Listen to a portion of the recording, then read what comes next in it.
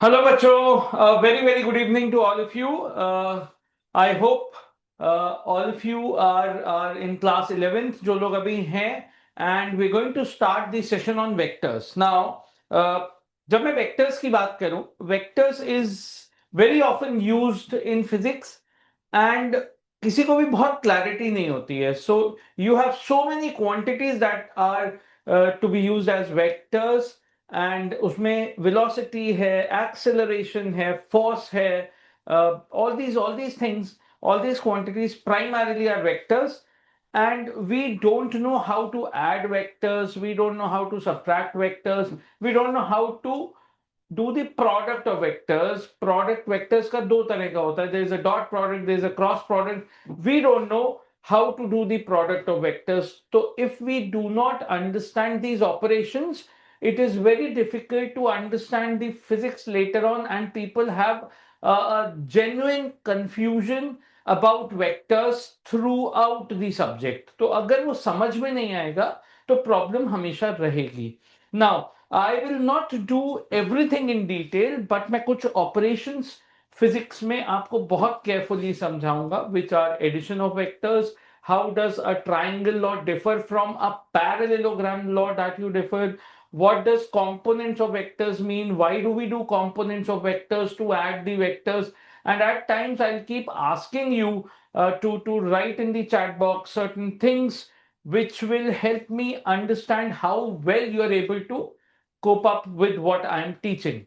Now, I'll spend two classes on vectors. Today, I'll be able to complete addition and subtraction of vectors, and then I'll move on to multiplication of vectors, probably in the next class. उसके बाद फिर हम तेज चल पाएंगे कुछ चीजों में. So, derivations are very, very important in class 11th. When we transit from class 10th to class 11th, please understand that due to this transition, it is extremely important that we understand that what becomes more important in class 11th is understanding the derivations. Now, derivations, क्योंकि derivation is a process to be followed to reach a final formula or a final result. At times, the steps involved have some assumptions also that we have taken, and it is very important that we remember the assumptions while doing a derivation, क्योंकि derivation पूरा का पूरा depend कर रहा है आपने क्या assumptions लिए हैं उस पे. और उससे पता चलेगा कि जो assumptions आपने लिए, अगर कोई assumption hold नहीं करेगा तो वो derivation fail हो जाएगा and will not be able to apply it there. इसलिए derivations come with a prerequisite set of conditions. हम इन सब चीजों की बात करेंगे as we move on in physics, but let's start. I am not doing anything in units, measurement and dimensions right now, though I have been asked to talk about errors. Errors मुझे पढ़ाना है, but errors मैं आपको month end की तरफ पढ़ा दूंगा. Don't worry about that. उससे पहले मैं आपको दो tools सिखाऊंगा. सबसे पहले one is vectors and the other is differentiation, and why do we need differentiation and integration. अगर आपने ये दो चीजें सीख ली तो आप फिजिक्स में काफी स्मार्ट हो जाओगे and you'll be able to handle a lot of things. So let us get started with vectors. So till now, everybody thought that any quantity that had a magnitude and a direction, so magnitude and direction is what made a quantity a vector quantity. So for example, if I've drawn this line, so this line, the length represents the magnitude. Length is a representation of the magnitude, and the angle that it makes with the positive x-axis is the direction. तो हम ये मानते थे कि किसी भी vector को represent करना है भाई, so draw its length, representation of length. So if I have to draw a vector which is let's say in length 4 kilometers, तो मैं 4 किलोमीटर लंबा वेक्टर नहीं बनाऊंगा, वरना बनाता ही रह जाऊंगा, वो मतलब खत्म ही नहीं होगा, बना ही नहीं सकता मैं इस रूम में. सो 4 किलोमीटर का वेक्टर अगर बनाना है and let's say it is east, तो ये मैं ऐसे एक लाइन बनाऊंगा. This represents a length equivalent to 4 kilometres and the direction is east. So ये मेरा एक वेक्टर हो गया. एंगल क्योंकि ईस्ट है, हॉरिजॉन्टल है, तो angle with the positive x axis इसका 0 है. बट अगर हम किसी भी वेक्टर के रिप्रेजेंटेशन में देखें तो magnitude is represented by the length of the vector drawn and direction is by the angle with the positive x axis. अगर मुझे ये दो चीजें पता हैं तो मैं उस वेक्टर को ड्रॉ कर सकता हूं, राइट. नाउ हम जितने भी वेक्टर्स पढ़ेंगे they are all free vectors. Now, till I move on to a chapter on torque, which is rotational motion, मैं अभी जो वेक्टर्स की बात कर रहा हूं they're all free vectors. Free vector का मतलब यह है कि अगर मैंने यहां पे वेक्टर ड्रॉ किया है तो आप इसको उठाकर कहीं और भी ड्रॉ कर सकते हैं without changing the length of the vector and the direction. Like this, आपने इसको उठा के यहां से यहां बना दिया. If you not change the length and the direction, you can move it anywhere, so it is free to move. That is what we mean. Now symbolically अगर हम वेक्टर को रिप्रेजेंट करते हैं तो हमें क्वांटिटी, अगर एक ए क्वांटिटी है विच इज अ वेक्टर, तो मैं उसे ऐसे ए लिखूंगा और ऊपर उसके एक एरो बना दूंगा, which means A is a vector quantity. अब इस वेक्टर क्वांटिटी के साथ मैं जो इसके लिखूंगा वो इसकी लेंथ लिख दूंगा, but length itself does not have a meaning, and the angle theta. अगर मैंने ये दो चीजें लिख दी, it means to a great extent मैंने बेसिकली आपको डिफाइन कर दिया कि एक वेक्टर कैसे ड्रॉ करना है स्पेस में. Correct? I think this much is clear to all of us. ये आप एक बार लिख लीजिए. आपने मेरी बात सुन ली है. इन चीजों को समझते हुए हम बेसिकली एक वेक्टर को विजुअलाइज करना सीख रहे हैं सबसे पहले. Right? Let me move ahead.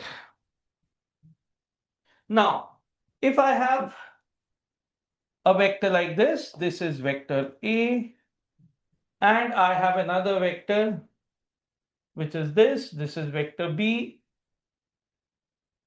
and this is at some angle theta. ये मुझे given है. So, अगर मैं vector A की बात कर रहा हूं तो मुझे इसका एक मैग्नीट्यूड की बात करनी होगी. Magnitude is represented by the length of the vector,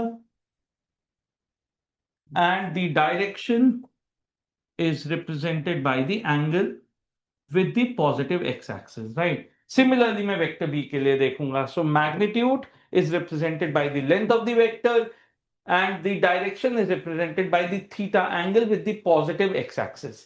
So अगर मैं इस केस में देखूं तो इस वेक्टर की लेंथ हम हमेशा एक सिंबल, अगर हमने without arrow symbol symbolic represent किया है तो it means its length. So when I say length of B और magnitude of B, it is represented only by B, या हम इसे ऐसे भी लिखते हैं बी वेक्टर का मॉड्यूलस. मॉड साइन का मतलब है only the length of the vector. This will always be positive. चाहे हम किसी भी वेक्टर की लेंथ मेजर करेंगे वो हमेशा पॉजिटिव ही लिखी जाएगी. लेंथ किसी चीज की नेगेटिव नहीं हो सकती, चाहे कैसे भी डायरेक्शन हो. सो बी हो गया और ये थीटा हो गया. अगर मैं वेक्टर ए की बात करूं तो इसकी लेंथ ए हो गई और इसका एंगल 0 डिग्रीज हो गया. So this is how we have denoted the magnitude and the direction of these two vectors.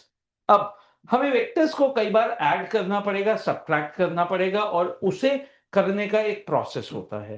पर उससे पहले हम अगर एक वेक्टर रिप्रेजेंटेशन में देखें, किसी भी वेक्टर रिप्रेजेंटेशन में, तो ये जो एरो का जो स्टार्ट, ये वाला पॉइंट है, इसे हम बोलते हैं हेड ऑफ द वेक्टर, और इस पॉइंट को हम बोलते हैं tail of the vector.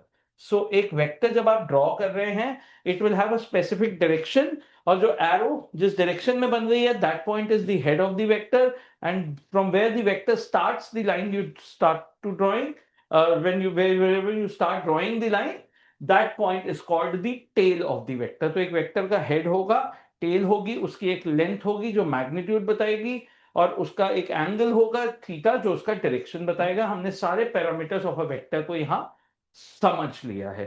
I hope this much is clear to all of us, and we all know it, very basic. But since I move before I move on to the addition of vectors, हमें ये चीजें समझ लेनी चाहिए. Now, how do we add two vectors? Addition of two vectors. So सबसे पहले दो vectors add करने हैं. लेट्स से सबसे सिंबॉलिक फिगर जो है, लेट्स से ये वेक्टर A है which is along the x axis, ये वेक्टर B है which is at some angle theta with the x axis. अब अगर हमें इन दोनों वेक्टर्स को ऐड करना है तो वेक्टर्स को ऐड करने पे what we get is also a vector. So finally what you get will be a vector. So it will have a length and a particular angle. So उसकी एक length होगी और एक एंगल होगा. Length बताएगी उस वेक्टर का magnitude और एंगल बताएगा उसका डायरेक्शन. सो अगर हम देखें तो इन दोनों वेक्टर्स को अगर मुझे ऐड करना है, उससे पहले अगर मैं आपको ये बोलूं कि मेरे पास ये एक वेक्टर है जिसकी लेंथ है 3 मीटर्स और ऐसे है, दूसरा वेक्टर है इसकी लेंथ है 4 मीटर्स, मुझे इन दोनों वेक्टर्स को ऐड करना है. तो सबसे पहली चीज, अगर दो वेक्टर्स को मैं ऐड कर रहा हूं, मैंने इनको नाम नहीं दिया है ए और बी, मैंने सिर्फ एक की लेंथ लिख दी है 3 मीटर्स, दूसरे की लेंथ लिख दी है 4 metres. These are not by the way 3 and 4 metres, they are representing length equivalent to 3 metres and 4 meters reduced on a scale. So let's say ये लेंथ कुछ 3 centimeters is representing 3 meters, 4 centimeters is representing 4 meters. This is just some idea that I'm giving you. और मुझे इन दोनों को add करना है. Add करना है इसका मतलब मैं एक वेक्टर और दूसरे वेक्टर को ऐड कर रहा हूं, तो मैं फर्स्ट वेक्टर के टेल से दूसरे वेक्टर के हेड को ज्वाइन करूंगा. This line will represent the sum of these two vectors first of all. अगर ये सम है, so this line represents the sum of these two vectors. तो सबसे पहले मुझे इस सम का मैग्नीट्यूड भी निकालना है एंड इसका डायरेक्शन भी निकालना है, विच मीन्स मुझे एंगल भी चाहिए और मुझे लेंथ भी चाहिए. When I get this, I know that I've got this vector known to me. अगर मैं इस वेक्टर को एक वेक्टर A बोल दूं, इस वेक्टर को एक वेक्टर बी बोल दूं, तो ये एक वेक्टर सी मुझे मिल रहा है, where I can say that C vector is equal to A vector plus B vector. Please remember ये इक्वेशन जो लिखी है, this is just a notation that C vector is obtained by adding A vector and B vector. It does not mean कि C का magnitude निकालने के लिए ए और बी के मैग्नीट्यूड्स को आप ऐड कर देंगे कि सी का मैग्नीट्यूड इज 3 + 4 7. वो गलत है, आपको पता है. करेक्ट. सो अब अगर मैं इन दोनों वेक्टर्स को ऐड कर रहा हूं और मुझे सी वेक्टर का मैग्नीट्यूड निकालना है, can you all quickly write in the chat box what will be the magnitude of this C vector? Can you all quickly write it please?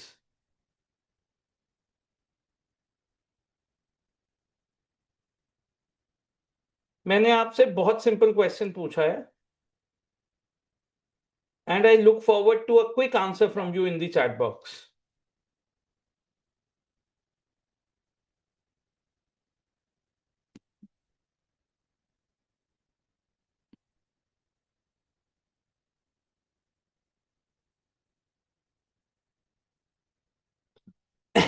Lovely. So many of you have given the answer as 5.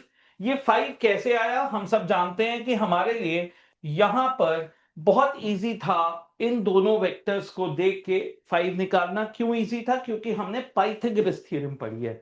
Pythagoras theorem बताती है कि C square is equal to A square plus B square. So हमने कहा A square is 3 square, B square is 4 square.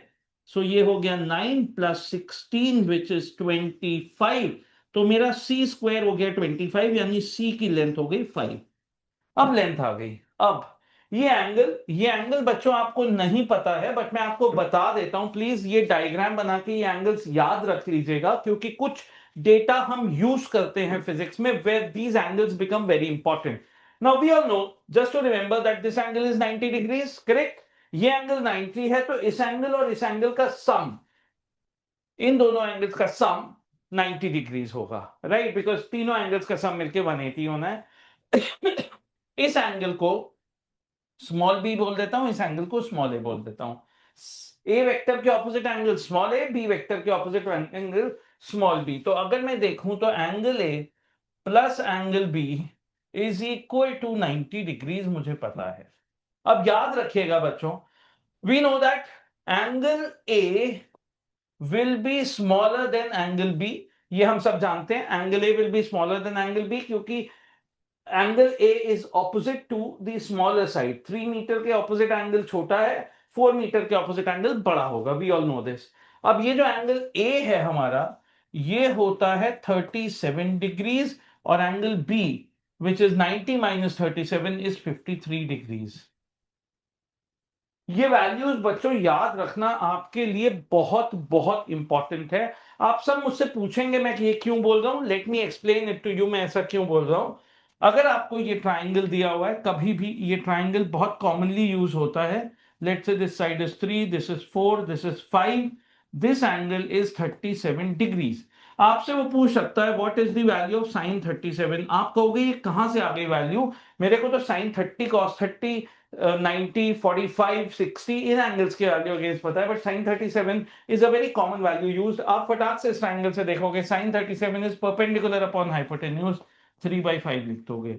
Cos 37 again आप लिख दोगे 4/5। tan 37 is equal to 3/4। Similarly अगर ये एंगल 53 डिग्रीज आप देखोगे, आप इसकी भी वैल्यूज लिख सकते हो। So you can say sine 53 will be equal to 4/5। So this is equal to sine 53 also. This is equal to हमारा cos 53 एज वेल। ये आपको समझ में आ रहा होगा। और tan 37 3/4 है, तो मैं ये भी बोल सकता हूं कि cot 53 विल ऑल्सो बी 3/4। वो आप लिख सकते हैं, कोई प्रॉब्लम नहीं है उसमें। So this is also equal to cot 53, क्योंकि cot आप जानते होगा base upon perpendicular, so cot 53 is equal to 3/4 हो जाएगा। सो ये वैल्यूज आपको जरूरत पड़ सकती है, याद रखिएगा। बट आपने ये देखा कि इन दोनों वेक्टर्स को ऐड करना इजी था, 3 मीटर्स और 4 मीटर्स को, because you knew that the angle is 90 degrees, और आपको एक प्रोसेस आता है ये लेंथ निकालने का। Now if I apply a similar process to add these two vectors, the situation becomes a little complicated, and that is why we'll have to understand how to do it, and that is what you call as the triangle law of vector addition. So once you've noted this down, let me know if this is clear। ये values याद रखनी है आपको। 37 53 3 4 5 वाला जो triangle है, या इसके सिमिलर इन साइड्स को डबल कर दूं सिमिलर ट्राइंगल बनेगा, उसका भी एक ये एंगल 37 और ये एंगल 53 होगा। ये आपको याद रखना है और ये वैल्यूज याद रखनी, they will be beneficial for you as you move on in the chapter. If this is clear to all of you, a quick yes in the chat box, please.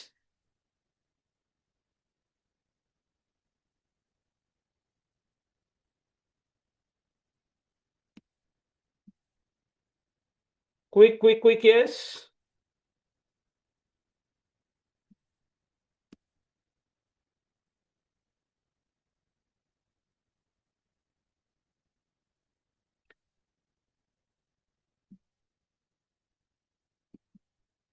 All right, lovely, thank you, good number of yes. तो अब मैं वापस आता हूं इस पे, और इस पे वापस आने के लिए मैं सबसे पहले एक फटाक से इसे इरेज करता हूं, because all this has been noted by you. I am assuming that to be there.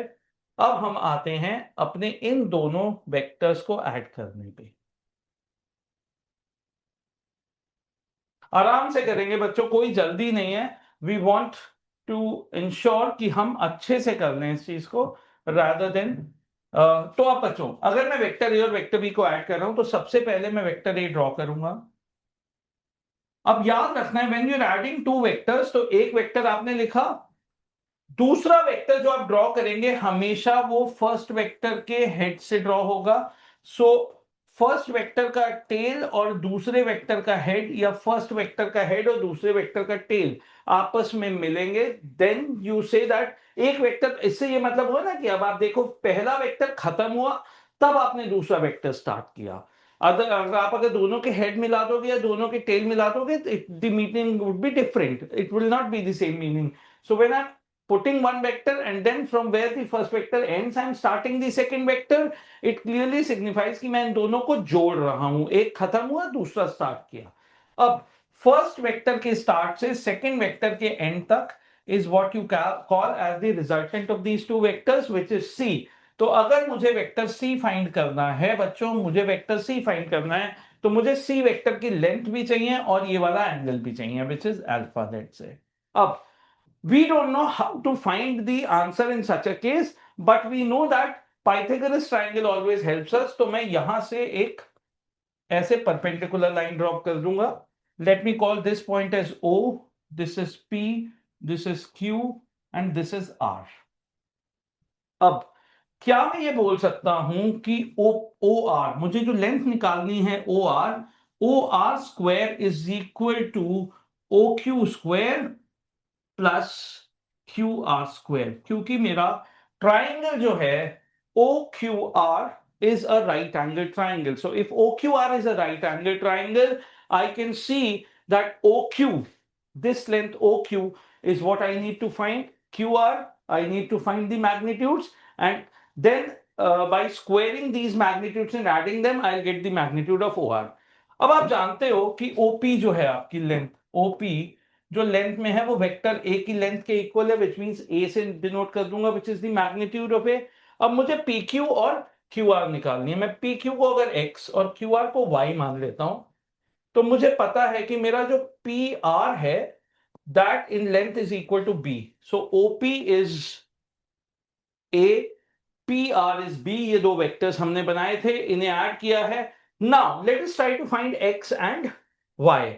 सो अब आप इस ट्राइंगल से देखो, आप आ जाओ. ट्राइंगल बहुत अच्छे से नोट करना बच्चों, इस पूरे डेरिवेशन को नोट करना. आपने अगर पहले किया भी हुआ है तो एक बार नोट करोगे, you will remember it forever. I can guarantee that to you. अब मैं आ जाता हूं ट्राइंगल पी क्यू आर पे. Now in triangle P Q R you can see that PQ is X and PR is B and X upon B is equal to cos theta. मुझे यहां दिख रहा है इस छोटे ट्राइंगल की base upon hypotenuse is equal to cos theta. तो यहां से X मुझे मिल गया B cos theta.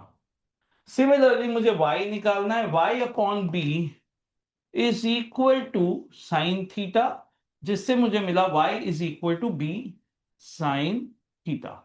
Now, once I've got the value of X and Y, once I've got the value of X and Y, you can see that I'll read out the triangle here for you. Now, can I say that the length OQ is equal to A plus B cos theta? This complete length is A plus B cos theta, क्योंकि A ये length है और B cos theta ये length है. And this length is equal to B sin theta. And this length is C that I have to find. Now, since this becomes a right angle triangle, तो मैं बड़े आराम से C की value निकाल सकता हूं. And I can say now that C square is equal to A plus B cos theta, which is the base का square plus perpendicular which is B sin theta का square. From here, if I open it, I'll get it as A square plus B square cos square theta plus 2AB cos theta plus B square sin square theta. Now, B square cos square theta and B square sin square theta can be added. आप इन दोनों को add करोगे और B square common निकाल लोगे तो cos square theta plus sin square theta 1 हो जाएगा.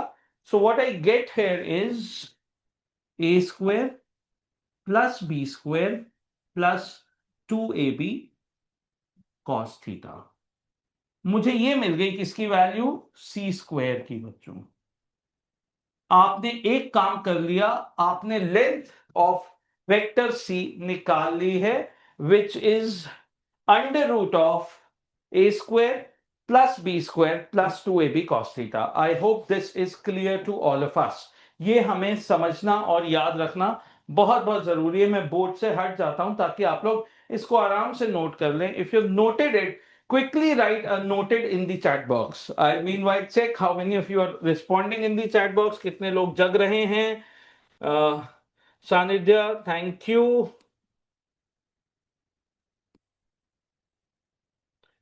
So Avika, Sanidhya, Navneet,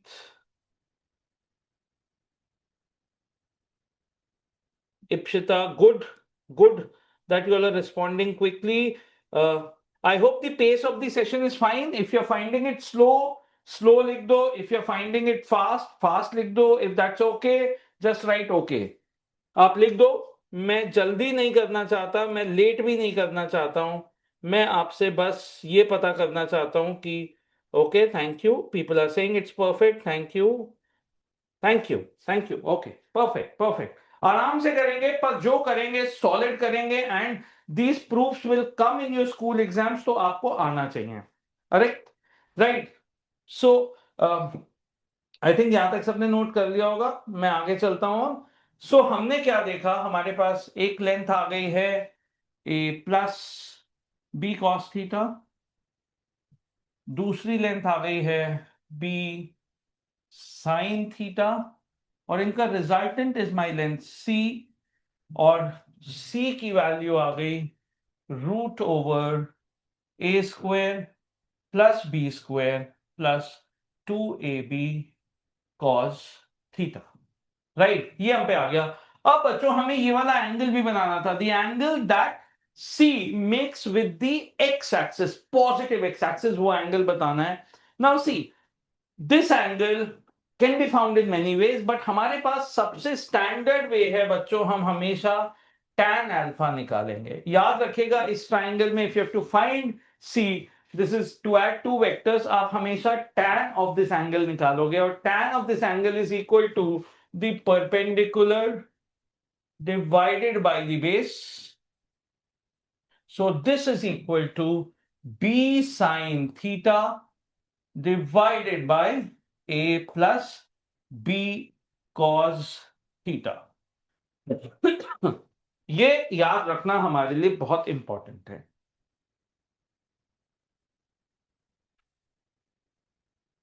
सो हमने सी की लेंथ निकाल दी, हमने tan अल्फा निकाल दिया.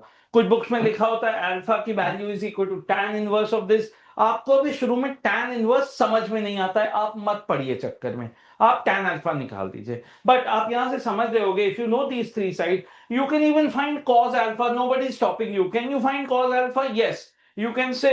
इस ट्राइंगल से मेरे लिए मुश्किल नहीं है. cos alpha is equal to a plus b cos theta divided by c, which is equal to root over a square plus b square plus 2ab cos theta. आप निकाल सकते हो इसे भी, कोई प्रॉब्लम नहीं है बच्चों, but I would advise you not to use this. आप सिमिलरली साइन अल्फा भी निकाल सकते हो, और अगर आपको साइन अल्फा, कॉस अल्फा या टैन अल्फा कुछ भी पता है, you actually try to find the trigonometric function value of that angle alpha. कोई प्रॉब्लम नहीं है, आप इतना निकाल के छोड़ सकते हैं. यहां तक आपको छोड़ देना है, अभी इससे ज्यादा परेशान नहीं होना है. इनवर्स क्या होता है, ये क्या होता है, उसके हम बाद में करेंगे. सारी मुसीबतें एक साथ पढ़ने की कोशिश करोगे, कंफ्यूज हो जाओगे, एक एक करके मुसीबत पढ़ोगे, मजा आएगा. So just note this down. Right. अब बच्चों प्रॉब्लम कहां आती है, let us try to understand कि अब नेक्स्ट लेवल ऑफ प्रॉब्लम कहां आएगी. मान लो बच्चों मेरे को तीन वेक्टर्स दिए हुए हैं. I have a vector A, I have a vector B, I have a vector C, and somebody asked me to add vector a plus vector b plus vector c. If I have to add three vectors, आपको क्या करना पड़ेगा सबसे पहले. If you have to add three vectors, आपके पास दो ही तरीके हैं. पहले आप सबसे ए वेक्टर ड्रॉ करोगे, जहां ए वेक्टर का हेड है वहां से आप बी वेक्टर स्टार्ट करोगे, तो आप बी वेक्टर ड्रॉ करोगे. जहां बी वेक्टर एंड हुआ वहां आप सी वेक्टर ड्रॉ करोगे, ये आपने सी वेक्टर ड्रॉ किया. एंड आप यहां पर अब ये जो बनाओगे vector D, this is the sum और the sum of these three vectors. अब अगर मुझे ये वेक्टर डी निकालना है, तो मेरे पास दो तरीके हैं. एक तरीका जो थोड़ा गंदा है, जिसे मैं कभी नहीं करूंगा, क्योंकि हम लोग शांति से जीवन में काम करने वाले लोग हैं, हमें टेंशन नहीं पसंद है, और हम डिफिकल्ट काम करना भी नहीं चाहते हैं. We are not used to doing difficult work. तो अगर मुझे ये डी वेक्टर निकालना है, तो मैं देख सकता हूं कि मैंने अब एक ट्राइंगल की जगह एक क्वाड्रिलैटरल बना लिया है. So we also extend the triangle law to a polygon law, और हम बोलते हैं कि there are more than two vectors to be added, put all of them one by one, so that the head of the next vector, sorry, tail of the next vector touches the head of the vector previous to it. इस तरह से आप सारे vectors को assemble कर दें, फिर first vector के टेल से लास्ट वेक्टर के हेड तक जो आप लास्ट लाइन बनाएंगे to complete the polygon, that line will always represent the sum. But ये वेक्टर मुझे निकालने के लिए सबसे पहले मुझे ए और बी को ऐड करके एक वेक्टर निकालना पड़ेगा। लेट से इस वेक्टर को मैं ई बोलता हूं, ये ई वेक्टर निकलेगा उसी तरीके से जैसे हमने अभी थोड़े पहले सी निकाला था। फिर मैं एक ट्राइंगल लूंगा जो ई और सी को ऐड करके मैं डी निकालूंगा, तो मुझे ट्राइंगल लॉ दो बार अप्लाई करनी पड़ेगी। और आप जानते हो दूसरी बार ट्राइंगल लॉ अप्लाई करने में हमारी वाट लग जाएगी, हम नहीं कर पाएंगे। That is why we consider and discuss the components of a vector, because हम एक वेक्टर को अगर हम और वेक्टर्स में तोड़ लें तो हमारे लिए कई बार वेक्टर एडिशन आसान हो जाता है। कैसे, मैं अब आपको समझाऊंगा, जरा मेरी बात को ध्यान से सुनिएगा, बहुत ज्यादा ध्यान से। Right, so have you understood that adding three vectors is a little tough, adding four would be tougher, adding 5 would be more difficult, and after that subtraction would be even difficult. So अभी subtraction पे तो मैं आया नहीं हूं, addition में ही वाट लग गई दो से ज्यादा पे। So what do we have to do? अब बच्चों अगर आप ये बोलो कि ये मेरा फर्स्ट वेक्टर था, लेट से वेक्टर ए, मैं इसे ऐसे ही लिखता हूं, जो मेरा वेक्टर बी था इसे मैं दो टुकड़ों में कर रहा हूं, दो कंपोनेंट्स कर रहा हूं। और कंपोनेंट्स जब भी मैं करूंगा तो मैं कंपोनेंट्स हमेशा एक्स डायरेक्शन, वाई डायरेक्शन और जेड डायरेक्शन, जेन जी का जी डायरेक्शन भी चलेगा, एक्स वाई जी में मैं ब्रेक करूंगा। सो अगर मैं यहां पे आता हूं, मैं सबसे पहले बी वेक्टर को देखूं तो मैं बोल सकता हूं कि ये बी वेक्टर का एक्स टुकड़ा कंपोनेंट ये होगा और बी वेक्टर का वाई डायरेक्शन में टुकड़ा ये होगा। उसके बाद था हमारा सी वेक्टर जो कि ऐसे था, और हमने इन तीनों को ऐड करके डी वेक्टर ऐसे दिखाया था। Correct, so can I say D vector was the sum of A vector plus B vector plus C vector gave you D vector. अब मैं अगर बी वेक्टर के दो टुकड़े कर रहा हूं, एक को बोल रहा हूं ई वेक्टर, एक को बोल रहा हूं F vector, so can I say that B vector is broken down into two components और इन दोनों components को ऐड करूंगा तो मुझे b वेक्टर मिलेगा। Can I say that? So now instead of adding a, b and c, can I say if I add a vector to e vector, then I add f vector to c vector, the sum of these four will also give me d vector. But जैसे ही मैंने इन तीनों vectors की जगह पे चार vector कर दिए, मेरे लिए एक बहुत प्यारा राइट एंगल ट्राइंगल बन गया। और अब मुझे क्लियरली दिख रहा है कि wow, if somebody tells me these components of b vector and I add a to the x component of b vector and c to the y component of b vector, I get a decent triangle which will make it easier for me to find d vector. If this is clear to you, अगर आपको यह समझ में आ गया कि A B और सी तीन vectors को ऐड करने की जगह मैं ए ई एफ सी चार वेक्टर्स को ऐड करूं तो वेक्टर का नंबर बढ़ गया पर एडिशन मेरे लिए इजी हो गया। I hope this is clear to all of you. अगर क्लियर है तो चैट बॉक्स में फटाक से क्लियर लिख दो बच्चों, फटाक से।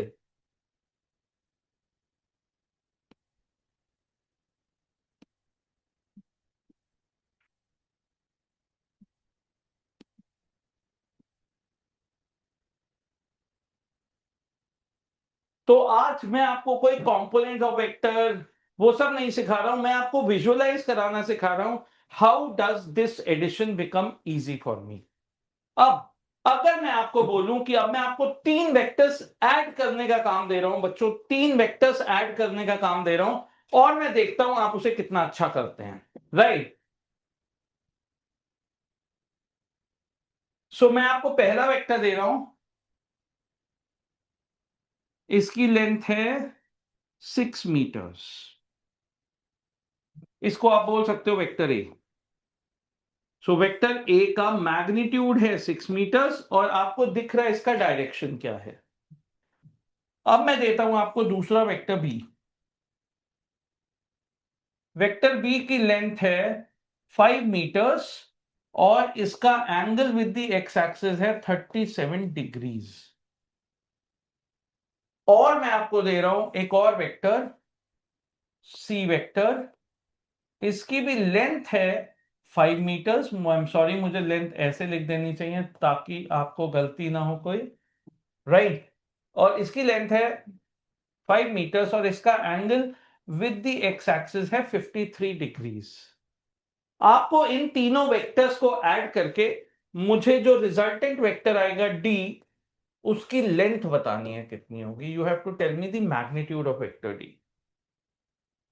आप इसे सॉल्व कीजिए और मुझे आंसर बताइए मैग्नीट्यूड ऑफ वेक्टर डी।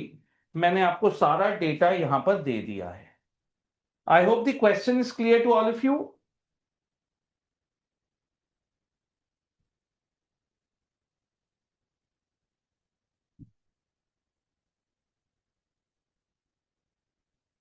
सो आपको इन तीनों वेक्टर्स को ऐड करना है and you have to tell me the length of the vector D.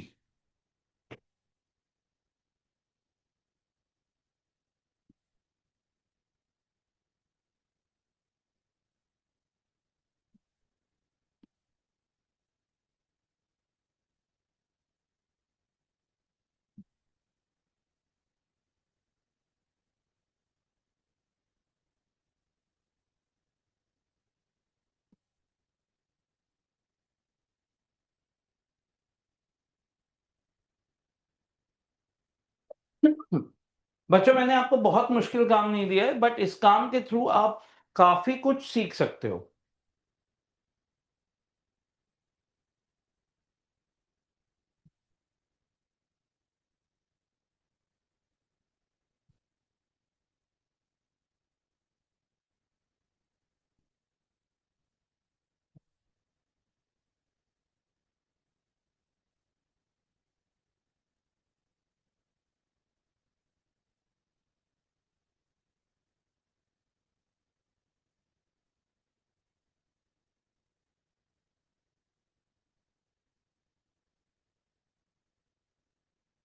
Can I have some answers?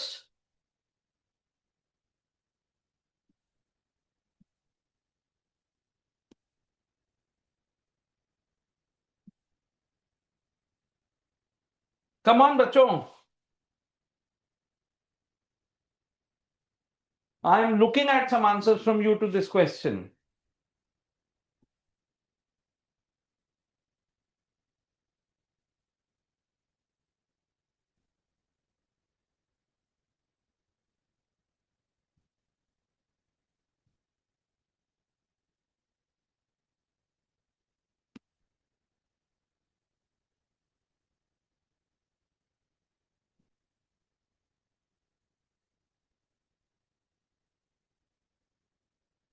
बच्चों, I would just say for example Yashraj is sending me the answers in private. बच्चों, private में मत भेजो।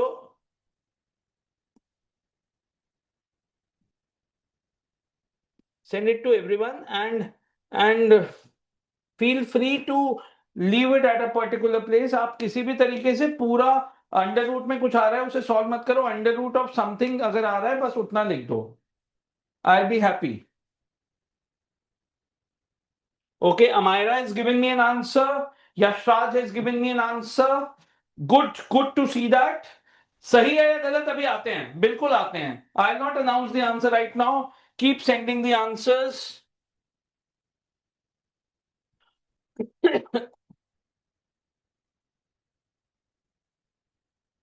सो अभी अपने पास 3 answers आ चुके हैं, जिसमें एक है √218, एक है 5√13।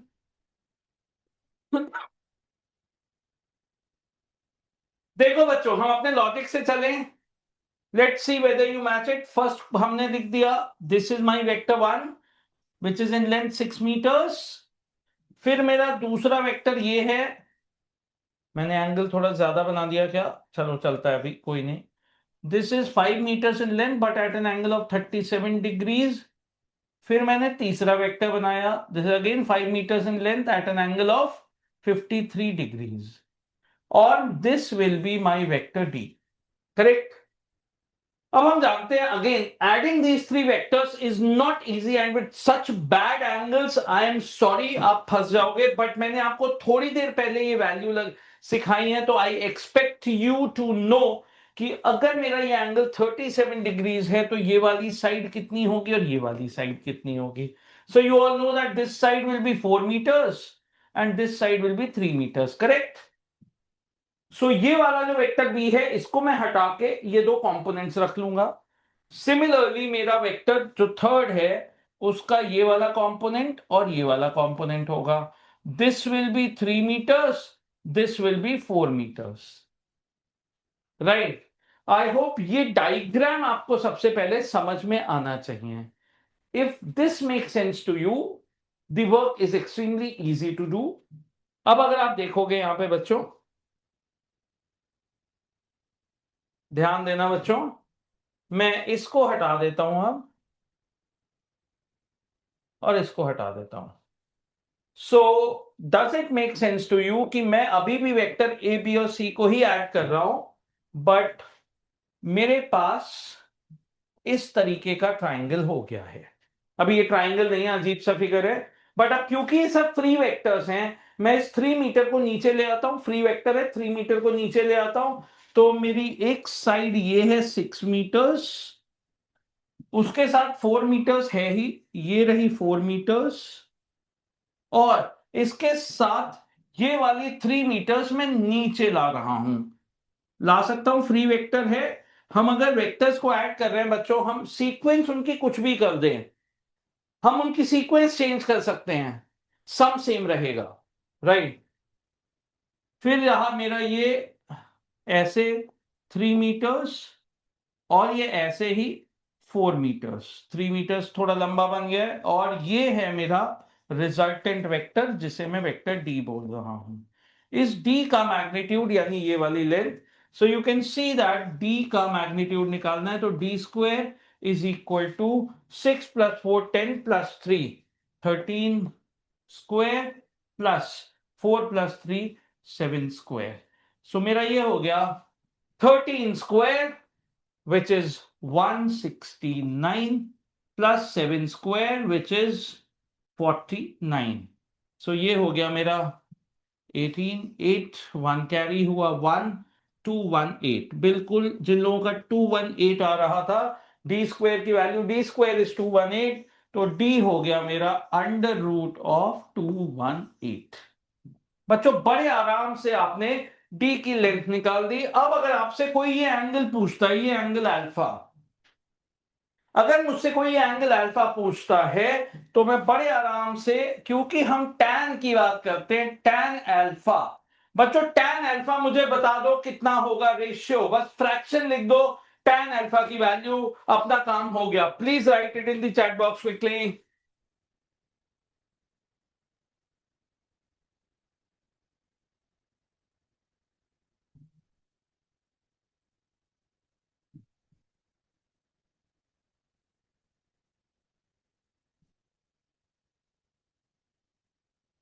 टैन अल्फा,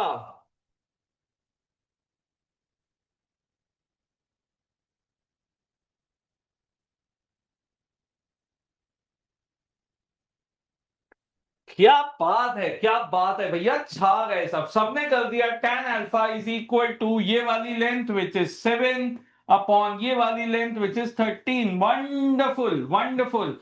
अब बताओ मुझे, आपको वेक्टर्स ऐड करना आ गया है या नहीं आ गया है? Have you understood the addition of vectors और नॉट? बताओ, यस नो, मुझे आंसर चाहिए फटाफट, कॉन्फिडेंस के साथ। Oh lovely lovely lovely lovely. So आप वेक्टर एडिशन बड़े आराम से सीख गए हो। एक क्वेश्चन ऐसा ही और करते हैं so that you are able to understand how to do it. अब मैं थोड़ा सा चेंज कर रहा हूं। मेरे पास ये एक वेक्टर है, लेंथ है 5 मीटर्स, एंगल है 53 डिग्रीज। और दूसरा वेक्टर है मेरे पास, इसकी लेंथ है 10√2 मीटर्स और ये एंगल है 45 डिग्रीज। राइट, आपको इन दोनों वेक्टर्स को ऐड करना है। You have to add these two vectors. So अगर आप डायग्राम बनाओगे तो आप समझ पा रहे होगे। पहले मैं बनाता हूं ये vector which is at 53 degrees, फिर मैं बनाता हूं दूसरा vector which is at 45 degrees but लंबा है। So this is the vector at 53 degrees, this is the vector at 45 degrees but length ज्यादा है, सॉरी मैंने यहाँ पे छोटा बना दिया, आप लंबा कर लेना इस वेक्टर को। और अब मुझे इन दोनों को ऐड करके रिजल्टेंट वेक्टर बनाना है। थोड़ा फिगर में गंदा दिखेगा बट मैं बना दे रहा हूं यहाँ पे। This is my vector C, this is my vector c which I have to find. Let's say this is vector a, this is vector b and this is the vector c that I have to find. Vector a की length इतनी है, vector b की length इतनी है। Come on, let's see how you do it.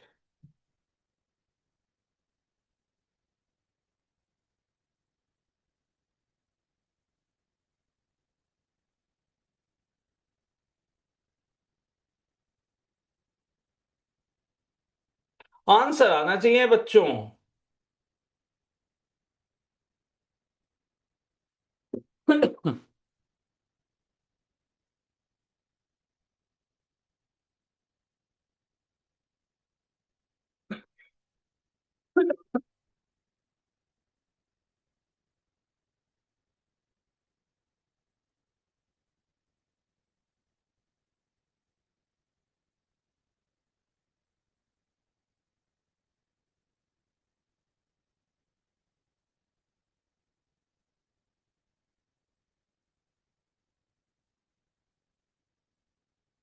Answers, guys.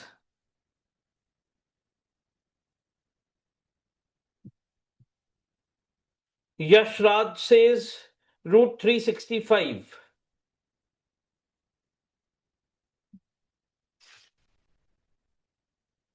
What about the others?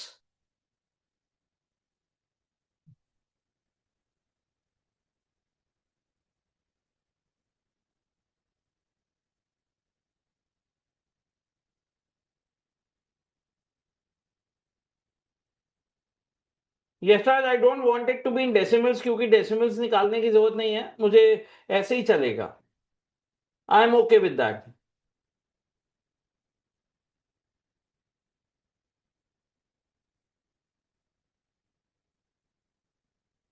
Thank you for being so responsive यश।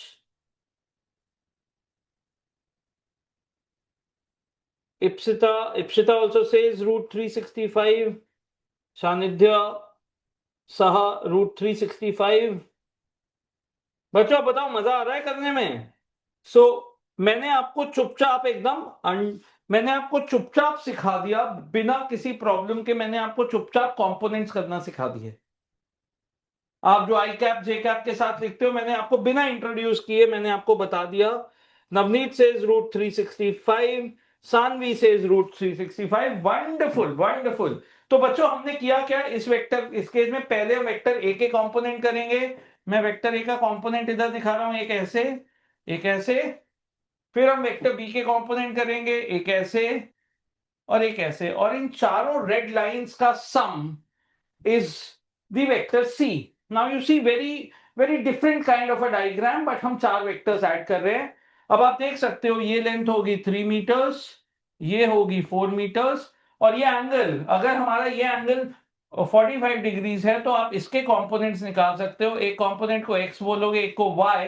अगर आप यहां से निकालोगे तो x upon 10√2 is equal to cos 45, cos 45 which is equal to 1/√2।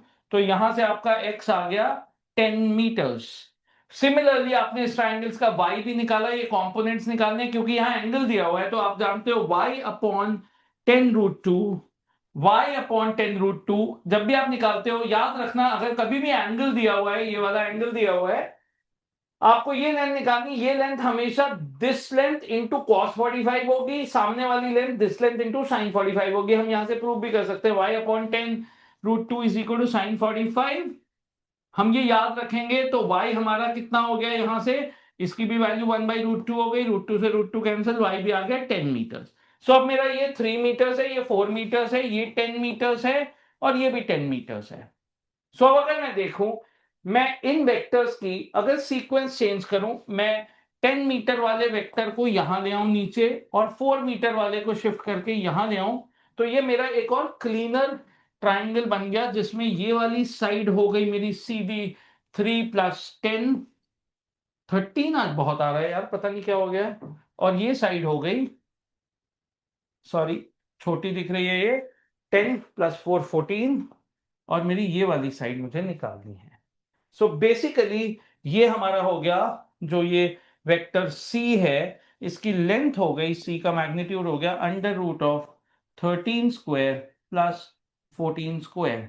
तो this is equal to √169 plus 14² कितना होता है बच्चों, 196 ऐड किया हमने, सो 9 + 6 15, 5 1 कैरीड, 6 and 1 carried, 365। तो C की वैल्यू आ गई √365 which you all have got. और अगर अब मैं आपसे ये एंगल पूछूं अल्फा, तो आप बड़े आराम से बता दोगे tan alpha is equal to 14/13। बच्चों मुझे ये बताओ, क्या यहां तक आपको आज वेक्टर्स में समझ में आया है? How are we adding these vectors, how are we adding these vectors? Very very important to understand, very very important to understand. अगर ये यहां तक क्लियर है तो बता दो, यस सर लिख दो, I be more than happy. Oh lovely lovely lovely lovely lovely, very nice. So हमने आज कंपोनेंट्स ऑफ वेक्टर तक फटाक से 1 घंटे में समझ लिया, दो I move slow today. Next class में मैं थोड़ा तेज चलूंगा और मैं आपको component, dot product, cross product सब करा दूंगा। आपका जैसे ये प्रोडक्ट खत्म होंगे और ये खत्म होगा, आपका कॉन्फिडेंस नेक्स्ट लेवल पे होगा, फिर मैं आपको वेक्टर्स के साथ गेम खिलाऊंगा for the other chapters. This is what I wanted you all to understand slowly. हमने एक और चीज सीखी जो बहुत इंपॉर्टेंट है, मैं वही वो यहां पे दिखा भी देता हूं अब आपको, कि अगर मुझे एक वेक्टर ऐसे है, एक वेक्टर ऐसे है, एक ऐसे है और एक ऐसे है, इन चार को ऐड करना है और ये वेक्टर निकालना है। अब मैं अगर इस वेक्टर को शिफ्ट करके यहां ले आऊं और इस वेक्टर को शिफ्ट करके यहां ले आऊं और मैं इसको इसको इसको और इसको ऐड करूं, तो बेसिकली मैं इन चारों वेक्टर्स को ही ऐड कर रहा हूं, बट मैंने फ्री वेक्टर थे, मैंने शिफ्ट कर लिया तो ये चार ऐसे बन गए और मुझे एक राइट एंगल ट्राइंगल दिख गया जिसको ऐड करना मुझे आसान हो गया। तो बच्चों कोशिश वेक्टर्स में हमारी सबसे बड़ी यही रहेगी कि हम वेक्टर्स अगर कई सारे ऐड करने टेढ़े वेढ़े हैं, तो हम सबसे पहले एक्स वाई कॉम्पोनेंट्स कर ले और फिर किसी भी तरीके से उन कॉम्पोनेंट्स को सबको हम एक राइट एंगल ट्राइंगल की फॉर्म दे। राइट एंगल की ट्राइंगल की फॉर्म देने के लिए हम सबके एक्स कंपोनेंट्स को एक लाइन में लगा लें, वाई कंपोनेंट्स को एक लाइन में लगा लें। यहां हमने जब एक्स वाई कंपोनेंट्स कर दिए थे, we just need to put all the y components together, all the x components together, we'll get a very beautiful right angle triangle which is easy to manage and we get the magnitudes and all this। अगली class में जब मैं अब आपको vector, ये जो components किए हैं इसको प्रॉपर्ली प्लेस करना सिखाऊंगा, तो मैं आपको बताऊंगा the significance of a unit vector, जो I cap, J cap, K cap आपने इंट्रोड्यूस किए। That is how you write these vectors now. So उसको लिखने का मैकेनिज्म मैं आपको सिखाऊंगा which will be through unit vectors. Simple, ये क्वेश्चंस याद रखिएगा, carry this notebook. I hope you have taken the notes and I see you again day after tomorrow.